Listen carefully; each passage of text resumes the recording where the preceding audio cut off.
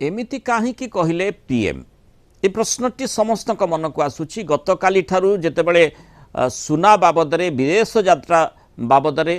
एवं गाड़ी इत्यादि जोठी पेट्रोल डीजेल चालित गाड़ी ताकू कम व्यवहार करने वर्क फ्रॉम होम करने प्रधानमंत्री मोदी परामर्श देइछंती जो भली परामर्श रही गोटे वर्ष जाए सुना किणतु ना विदेश यात्रा स्थगित रखु जो संभव घर काम करूँ वर्क फ्रॉम होम करूँ मोदी को 7 मंत्र पछर उद्देश्य कौन कहीं एमिति मोदी अपील कले कहुचार बड़ कारण भारतर वैदेशिक मुद्रा भंडार को सुरक्षा देवा एवं करेंट अकाउंट डेफिसिट सीएडी को कमेवा सुना किनिबा बंद कले भारतर वैदेशिक स्थिति को यह साहाय्य करिवो।